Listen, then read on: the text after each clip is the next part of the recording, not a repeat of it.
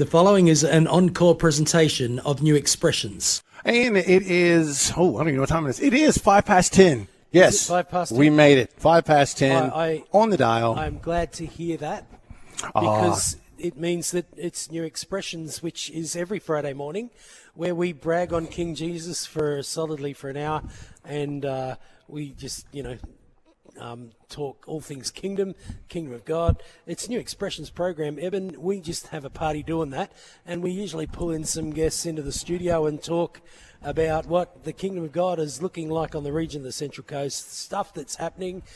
It is that Mick Wright has given us a wonderful lead into the Football World Cup earlier today. Shout out to Mick, making sure that everyone's abreast of the upcoming games tonight, tomorrow morning. Now the World Cup, that's the one with the round ball, round that's ball, checkered yeah. black and white. Gotcha. Just want to make sure I had the right one. Mate, I can't remember how long ago it was checkered black and white, but, they do all sorts of fancy things now, like put Wi-Fi technology in the ball. Did you know that? Sorry, Wi-Fi technology in the ball. They've got a Oh, is that how charge. they're tracking it with the little radar thing they're doing? Yeah. No, it's quite bizarre because the goal line technology is they're able to measure stuff with all the electronics in the ball. And so they've got USB banks with the balls charging before the game. Just right. Bizarre. Absolutely bizarre. See, that's why I stick with just a simple game, basketball, the art of round ball. Yeah. The game that brings people together. Well, it's an American game. I guess you Americans probably enjoy that. It's a global game.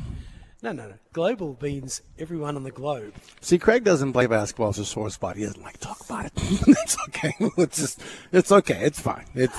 But my daughter plays basketball. There you go. Well, there you go. See, you've got to be invested, man. I'm so invested. I do the paddles. There's no paddles in basketball. Yeah, there are. Okay, so our guest today. No, serious. Don't tell me there's no paddles in basketball because I use the paddles when I'm on the bench with, it doesn't matter.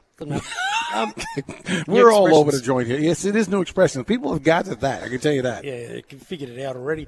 And we've got in the studio two just absolute legends from the Oasis, Salvation Army's Oasis Centre in Wyong. It's located.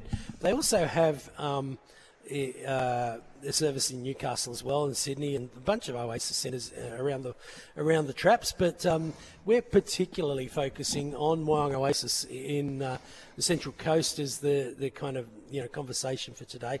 Welcome, Robin. You're the centre manager of kind of the Oasis. Is that the plural? Did I get that right? I don't know. Has anyone explored that with you? The Oases, the Oasi, Oasis in Newcastle and Central Coast. That's right, isn't it? Oh, come on. I have to say it's a pretty good name, actually. Haven't thought about it that way, but... Yeah, centre manager of Oasi. Oases, yeah. Anyway, welcome to the program. Great to have you with us. We actually featured the Oasis ministry focus service previously, but really lovely to have you on air and having some conversations about that, Karen. Great to have you. You're not across both Oasi. You're just at Wyong Oasis, is that right? Just at Wyong. Yeah, just. I mean, Wyong Oasis, it's something, right? And an awesome youth expression, community expression there. Maybe for a moment or two, let's explore. How did you guys come to be involved in the Salvation Army's service at Wyong Oasis? Sure, I'll go first.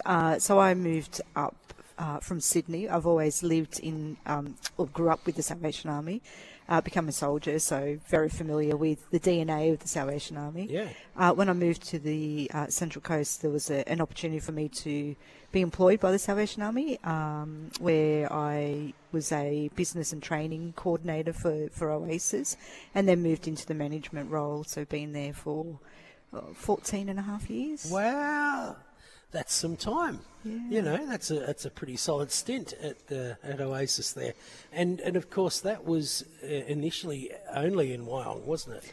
Yeah. And then that's branched obviously across to Newcastle as well. Yeah, for 2.5 years now we've kind of overseen the two services. Yeah, brilliant. And obviously there's a whole bunch of stuff that comes with that. How long have you been on the coast then? Oasis. No, you. Me, Yeah. 14 and a half Oh, years. okay, so you came up and just dove straight into Just Oasis. That's straight great. into it, That's yeah. great. Where in Sydney were you? Western Sydney. Yeah. Yeah, out That's a big Windsor. place. Right, yeah. Very cool, very cool. And I did the drive up the highway as well. Maybe around the same time. I don't know. Maybe no, a little later than that, I think. But we've been up here a whole bunch of years too. I can't keep count either, but here we go. Yeah. And serving with the Salvation Army. So you've been in that context for most of your life, or with the Salvos? With the Salvos all my life, yeah. All your life. There you go. Me too. Well, there you go. Karen, how about you? How did you connect in with Salvos, Oasis, and how long you been on the coast? And what's your story with the central coast of New South Wales? So I grew up in Western Sydney as well, but Fairfield West. Yep. And I moved up here about 18 years ago when my son was about 1, yeah. So I was at home raising my 2 boys and was told about a program at Oasis called Positive Pathways, which was helping women get back into the workforce, building self-esteem and refreshing computer knowledge. Yeah, right. And from there, opportunities arose and, different things at the Salvation Army. And when the previous driving instructor resigned, I was asked if I'd want to apply for the position. And I thought, I'm going to give this a go. And you did? Yeah. How long ago was that? Nearly 9 years ago. Oh, wow. Yeah. So, hold on. So there's a driving instructor at Oasis. Because what?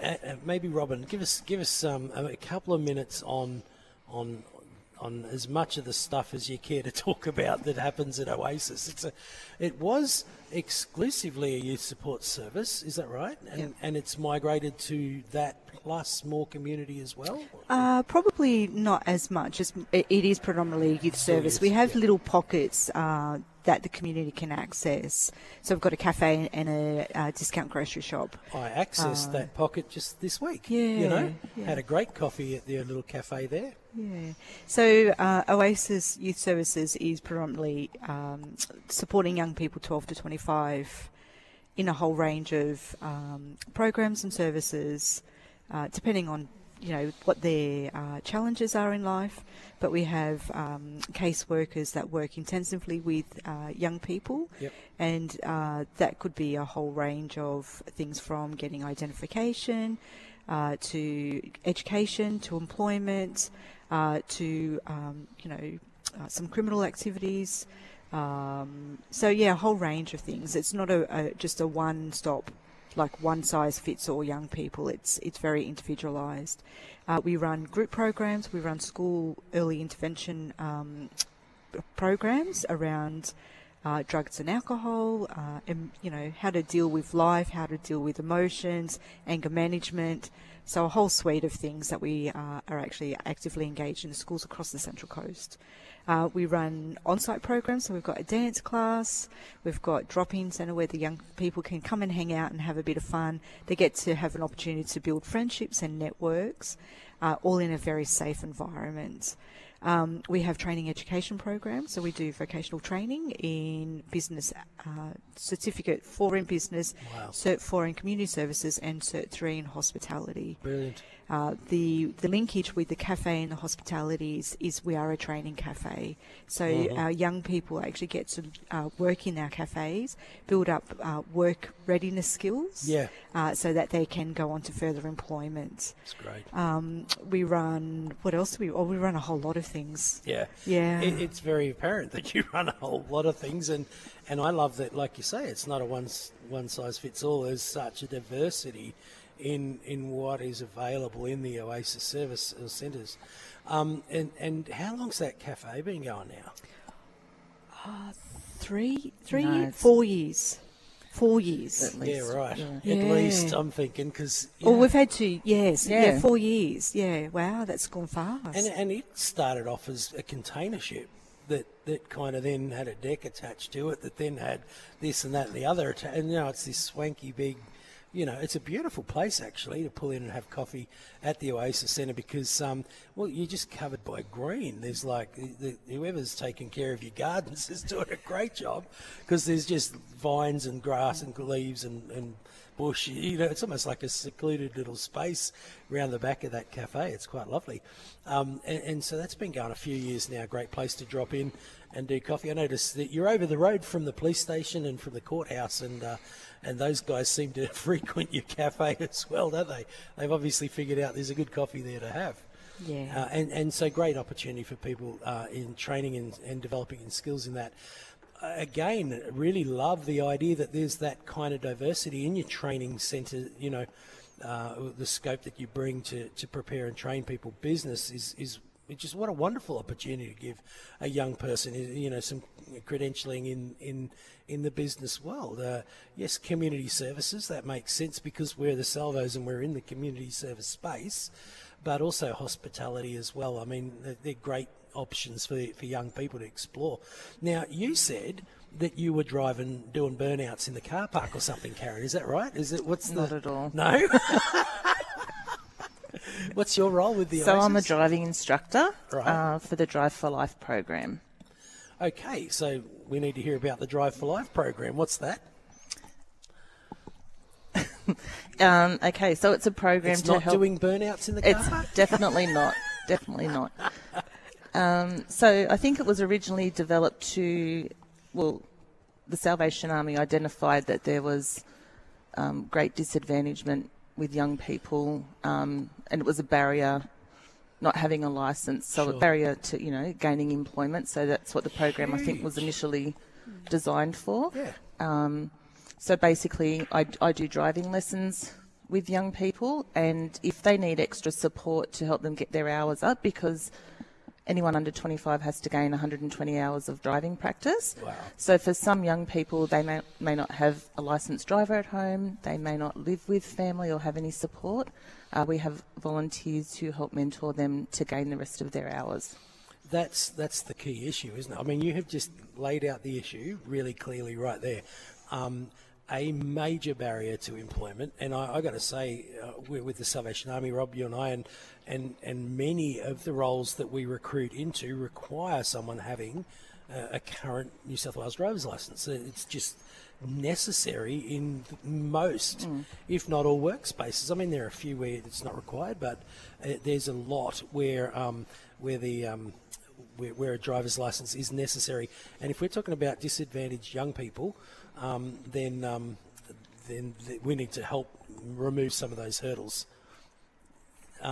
So, Rob, you've been overseeing this program. You've got Karen in her role of doing that. The Drive for Life program is about getting driver mentors. Is that how you see it?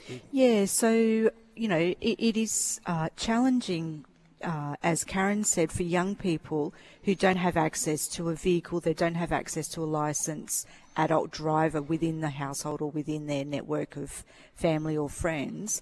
So in order for us to progress the young people through, we really need them to do up their 120 hours. So Karen will take them out for a couple of instructor lessons, which are different to your mentor driving. That's to get them road confident, understanding the road rules, and being confident to be out on the public road driving. Once Karen feels that they're competent enough and confident enough, then we'll put them with a mentor driver. That's where the real work really starts, because their 120 hours is a lot of hours to be building up, and so that's then a great opportunity for anybody in the community that's looking for a volunteer opportunity to come and be a part of a young person's journey as they journey to their independent living through getting their driver's license. Yeah. I was going to ask the same question, because being involved in youth work, a lot of people don't understand that a lot of these youth don't come from a normal home per se. So, and give you an idea what I mean by normal, if you were to ask a child how many people can sleep in a 4-bedroom home, he's going to tell you 4.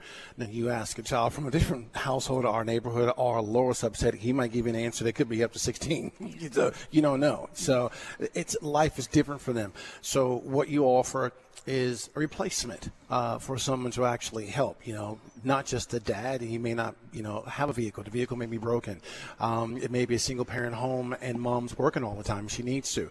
but and doesn't have time to do that because she comes home, she may have a younger sibling she has to take care of. She just doesn't have time to devote that privilege that to teach. So that's where you step in. So, and that's the beauty there. And if you take that scenario and you spread that across their whole childhood, you'll find a raft of things that get left out because one or two parents aren't suitable to look after them. They may have a dependency of some sort, or it could be a single household. Or in my case, my mom, we were a divorced family. My mom had to work. I was a babysitter at 10, so because my sister was 2. She had to work. So I came home from school and I looked after her. That's just the way it was until we could get back on our feet and she could find a place for us and afford to have a babysitter. So they come from all walks of life, and it is a different look from a child who comes from an impoverished home than a normal home. So that divide is sometimes not understood from a normal, point of view. So that's where you guys are placed. I have one more question though. You're across the street from the police station. They know what you do, correct? Yes. Yes. Is there any sort of relationship there where they refer people across, or they know, well, not just Salvos, but you're an Oasis center and they know exactly what you do. Talk to the relationship on that, and if there's an interesting story there, like one of you got picked up DUI, that'd be good. You'd like to hear that one too. No, fortunately, both Karen and I have to have a clean driver's license and record. Otherwise, we wouldn't have a high level of integrity within what we do if, we don't have clean records. Our relationship with New South Wales Police is a very good relationship.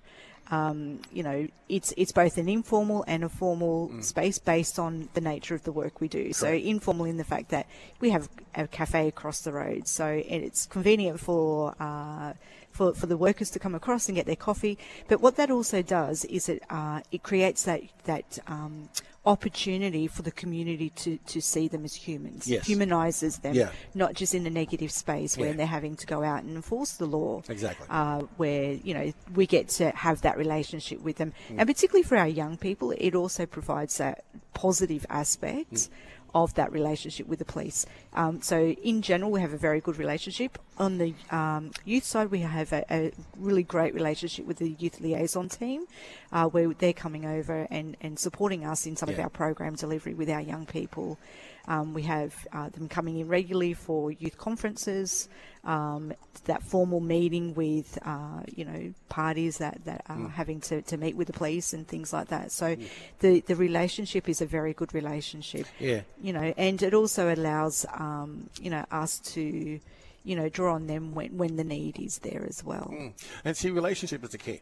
And in a lot of states in the U.S., they find that when they actually create that relationship between the police and the community, it's a lot better. Because the community don't see them as the man, the enforcer, the guy with the gun who's always trying to throw us in jail. And the police don't see this guy as a guy who doesn't trust me, the thug, what's in his car. When I pull him over, I don't know, draw your guns, let's see. You remove that, and you become human again, for a lack of a better term. Yeah. I mean, I grew up, I knew what to do when we were pulled over by the age of 6 or 7, and my dad was a cop. I knew the drill, driver, right hand, lift out the car, unlock the door, left hand on top of the hood, out. I knew that. I've taught my child, and I don't think that's something you should teach your child because it instills fear. It tells them that the police are somebody who's out to get them. And then when they pull you over, stand perfectly still, don't move, do what you're told, and don't speak until a lawyer's present. If the relationship is there, then you can forge something better. And to me, my dad was a cop, but even he said, if I heard black footsteps behind me, I'm still nervous. And that's just absolutely, it's just wrong. It's just a twist of the devil that's just slid right into our community, and it's just a silent destroyer. So community centers, I think, are that bridge. To me, a community center gives that outlet to that child to come in and express itself, and then we in turn get a chance to build into their lives and teach them what family structure should look like, not where they are. It should look like this, and just basically it boils down to just love. If you ask me, it's just love. So appreciate what you guys do. I do. It's not for everybody. You have to have that certain temperament and a whole lot of patience to do that, but it is sorely needed. So let's cut for a break, and then we're going to come back and find out more about this DUI. You guys keep hiding. Central Coast, and a bunch of people listening on the 94.9 FM dial, which is a great way to listen to us because, we're all across the Central Coast, pumping way up north. I mean, you can even get halfway into Newcastle listening to us, and you can listen way south. I mean, sometimes my mum's tuned in on a car in Chatswood, of all places. So, you can hear us on the radio. But, some people dial in online, and rema.cc can live stream the program. A bunch of people doing that. There's people in the Philippines, the US, Canada, and a whole few other places as well listening in today to Rema CC. But like most people on the New South Wales Central Coast, they've dug into their pocket, they pulled out their iPhone, and they've got the Rema CC phone app, which everyone I know on the New South Wales Central Coast has. And it is the most awesome phone app imaginable. Our guests from the Wyong Oasis today, Karen and Robin, lovely having you guys. Lovely hearing some of the stories that are coming out of the Wyong Oasis Salvation Army ministry there.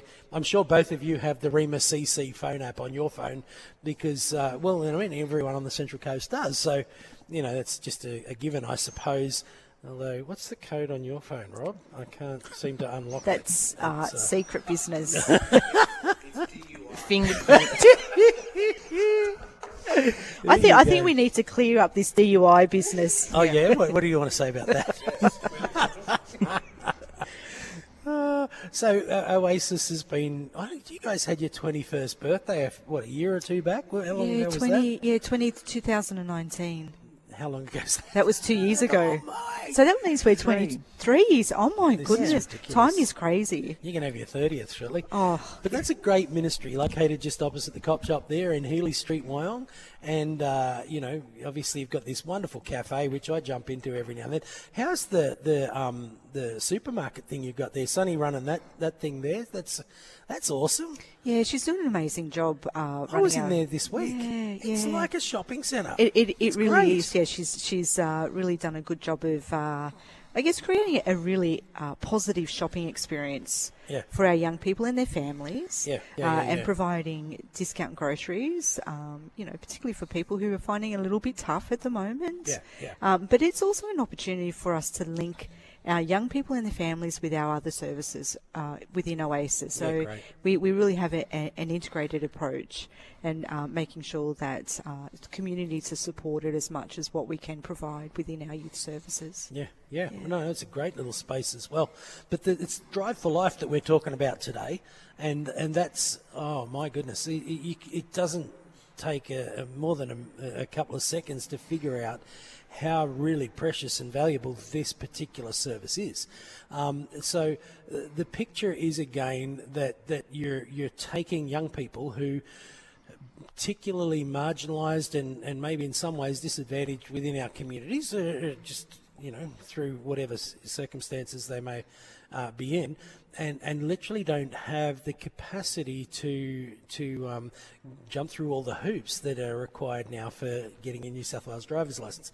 Some people listening to us today got their New South Wales driver's licence 50 years ago when you answered your 20 multiple choice questions that were, what do you do when you come to a red light? A, stop. B, accelerate. And like I'm saying it like it is because I got my license that way. It was like, if you were really trying, even if you were really trying, you still couldn't fail. You just got your license and you get on with it and you did your, and you're a driver.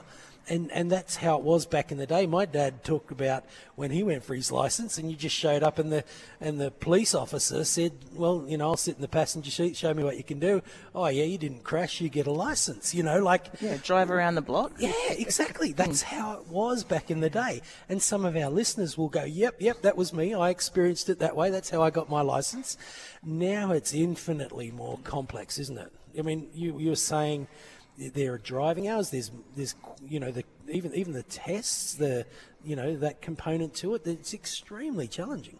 Even just getting the learner's permit is quite a challenge, The knowledge particularly test, for people who may have some, learning difficulties or struggling to read or write, because it's all on the computer. So, going into Service New South Wales is, could be daunting enough for people, let alone then sitting in public on a computer trying to do an exam. So the moment anybody says, "Oh, you've got to do a test," I know I freak out. I get this level of anxiety. It's like, oh no, I can't fail. So imagine if somebody who, is not as confident within themselves or the world is having to face that.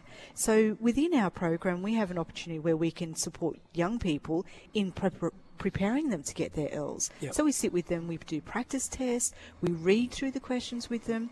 We also have opportunities when we take them to Service New South Wales where we as a support person can sit with them. Yeah, brilliant. And even read the questions.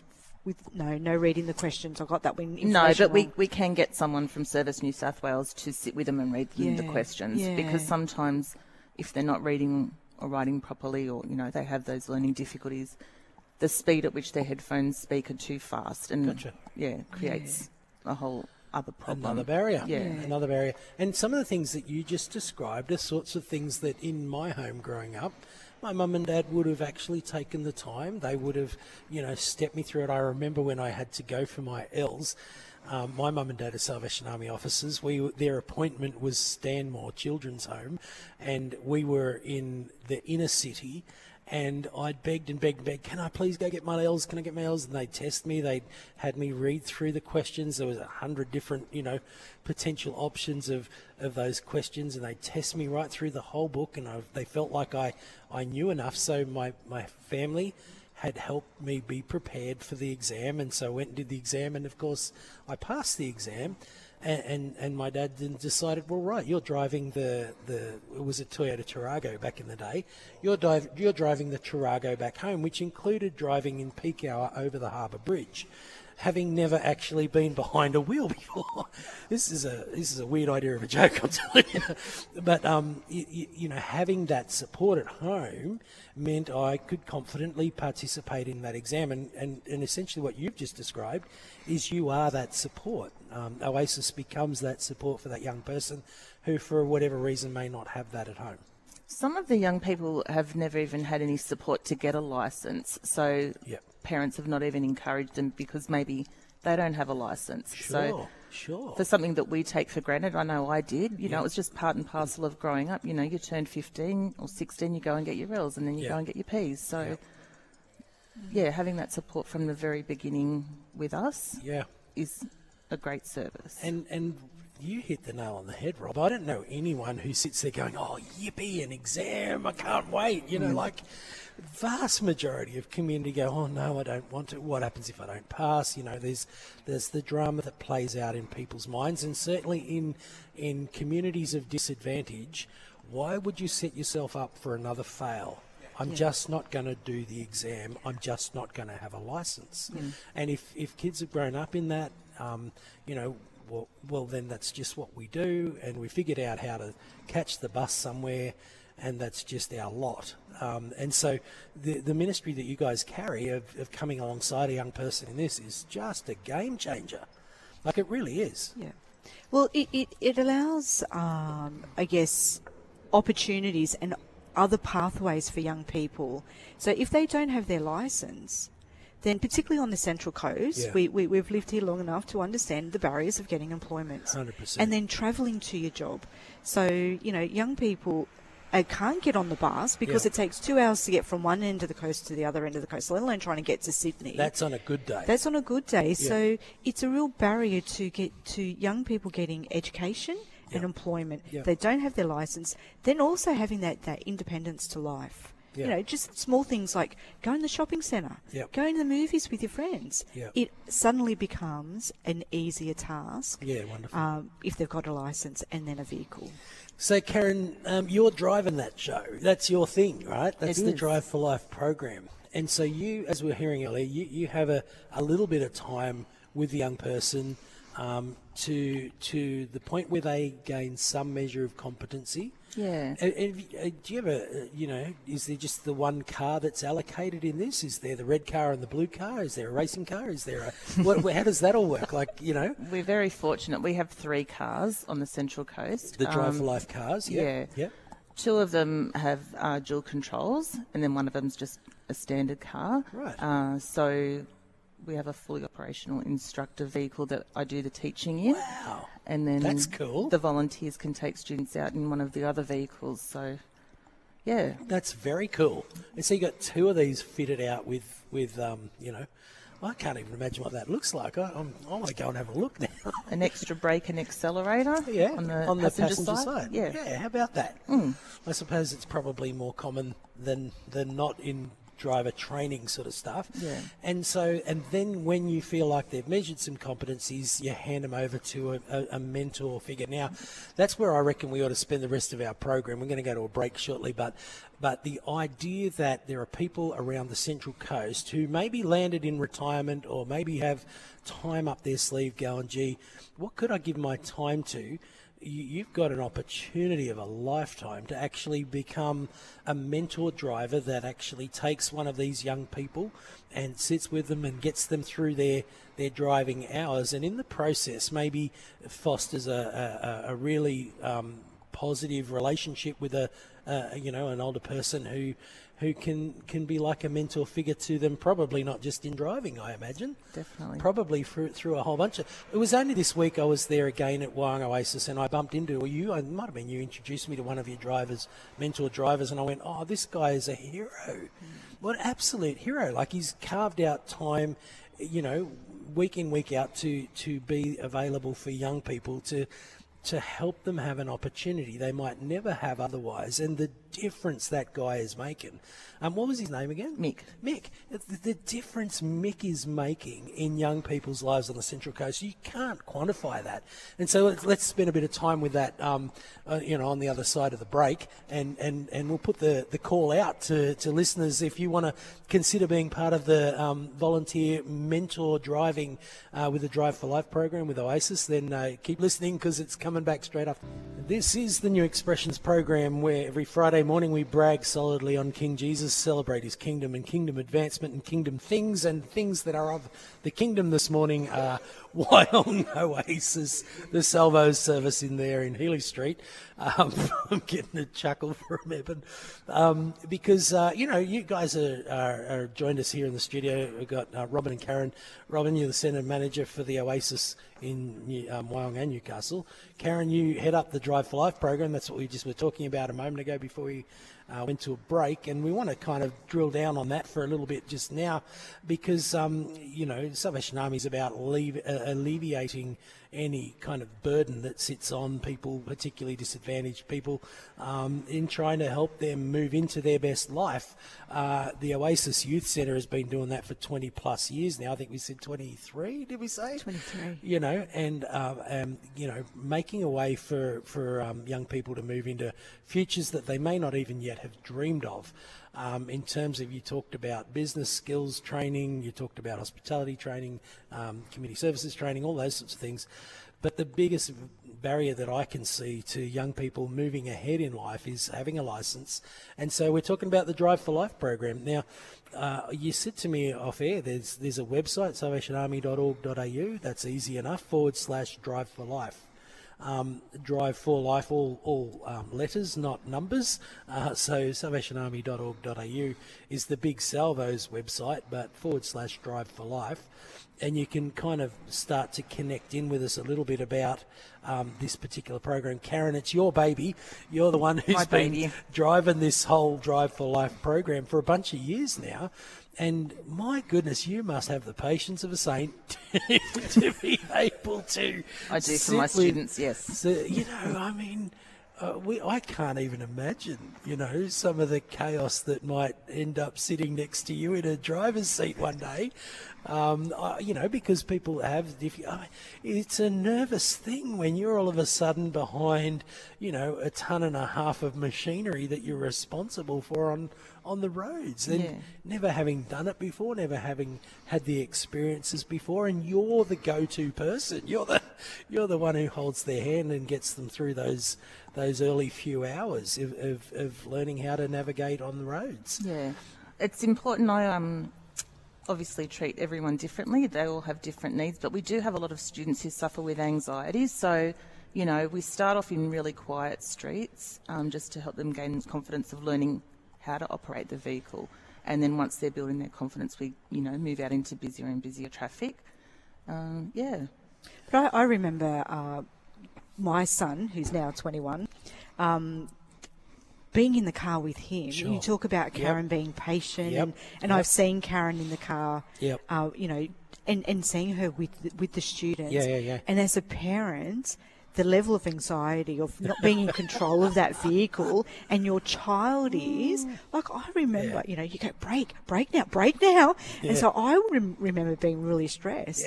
But just watching Karen in this context, the level of care and patience, but the love that comes through from that, and the difference it makes to the young people that are engaging our programs. We've got endless stories of transformation, of, confidence building, some of the stories we continue to... So many good stories. And it still brings us to tears, some particular stories.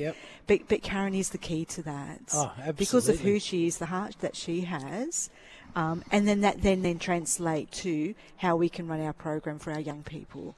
And then that then instills hope and confidence in them, as to, we talk about a lot of the young people come from disadvantaged backgrounds, parents that may not be as supportive. Here's an opportunity through Karen and our mentor drivers to foster some of that, love and care and support that we want to put out in the world. What a hero. What an absolute hero. Karen, I love it. I can just see, the gift that you are on the Central Coast. It's a gift to young people. And there are family environments that are not supportive. And then there are family environments that simply just don't have the capacity to be supportive. There is no family car at home. There is no, come and let's go for a drive and clock up a few more hours. How many hours is it? 120. And look, petrol's not cheap there's anymore another either. thing. So, a lot of parents say, That's I can crazy. afford to get myself to and from work or to get the kids to school, but that's it. There's no affordability to just take a leisurely drive. It's hard. So, there are lots of factors that are conspiring in this to sort of prohibit young people from getting the experience necessary. How does a young person find the Oasis Drive for Life program? How do they connect with you, Karen? What happens there? Maybe someone's listening and they might be down the southern end of the coast, maybe in Gosford or somewhere, and going, actually our next door neighbour, they've got no ability to do this, get a licence thing. That's clearly a hurdle for them. We'd love to help them with that. How can they refer them? If you just Google Oasis Wine, it'll bring up our website, and you'll just click on the Drive for Life banner. And send through your inquiry that way, and that'll come through to me, and then I can contact them directly and find out what it is we can help them with. Well, that's a great, straightforward kind of access to, you've obviously removed all the barriers there so we can come straight to you and connect and find some help there. So that's for the young person who is literally wondering, how on earth am I ever going to get these hours up? And for a myriad of reasons, there are hurdles there. I can see in healthy, functional families there are still huge hurdles there. What about the volunteers, though? There's people listening today going, I've got extra time up my sleeve now. Maybe work circumstances have changed. Maybe they've moved into retirement. Maybe they've just arrived on the Central Coast and they're not in a groove yet and they've got time up their sleeve. And they might be going, gee, volunteer mentor driving. If Karen gets them through all the prickly side of things and they're just, they're safe enough on the road, I'd love to mentor a young person. Maybe there's someone listening today How do they find you? What would you say is involved even in being a volunteer? Maybe Robin, what's involved in being a volunteer with the Salvos? Yeah, if you go to salvationarmy.org.au Drive for Life, Yep. Or Oasis Central Coast, Yep. go to either one of those websites. You'll be easily able to find the Drive for Life link, and there's information about mentor driving. Mentor driving is the key section of this program. Yeah. Without the mentor drivers, we can't get the hours up for the young people. Yeah. But it's not about just the driving. It's about being in a space with young people where you get to have a positive influence on their life. You get to speak wonderful things into their life. So you referred to Mick, one of our mentor drivers. He builds wonderful relationships with these young people, that he great. becomes that positive role model Yep. in their life that they possibly don't have currently Sure. in their life. And the power in that is a wonderful thing, because you get to journey life with these young people. You get to be an influence. Mick, he's a car buff, loves his cars. Yeah. And so then he gets to help them understand the mechanics of the car, gets to support them in that part of their life, but also other parts. It's a real privilege and honour to be in this space with our young people. Yeah. And to be journeying through life is amazing. I 100% agree. I'm just going to take another step on all of this and go, well, we've just had Impact Nations with us in Australia for a couple of, nearly 2 months, and all the while along there was a big emphasis on discipleship. And Papa Steve, my spiritual dad, he was talking about, if you're a disciple of Jesus, if you're a follower of Jesus, then the only way you are that is by making a disciple, because a disciple makes disciples, right? And so the idea of who am I discipling? Who is it that I am pouring my life into? For many Christians, there comes a big question mark. Actually, I'm not sure, beyond my immediate family, if I'm actually pouring my life into another person. And in the mentoring relationship, there's absolutely that opportunity to begin a discipleship journey. I mean, you don't have to have a faith to be part of our volunteer network. You don't have to have a faith to be part of the Drive for Life program. But you might well be listening today and going, well, I do have, and here's an opportunity to invest in a young person's life. I mean, you talked about Mick helping people to understand how to change the tyre on a car. Mums and dads actually do that for their kids, and for some kids who don't have mum or dad at home, or for other reasons are not able to rely on that sort of support, our driver mentors can help them in a bunch of things, in real life scenarios as well as behind the wheel. Is that right? That's right. Definitely. They become a safe person for that young person. Yep. And that is so important in this journey for the young people. We've talked the last hour about, the young people that come from different types of circumstances. At home, they don't have that positive role model. They don't have somebody to teach them some of the basic things in life. Yep. That's what the mentor drivers become for that young person. Yeah. And that's where I talk about that's where the privilege and the honour and the love gets to be spoken into some of these young people. Wow. You might want to be. You might be listening, going, "I want to be part of Karen's team. I want to sign up."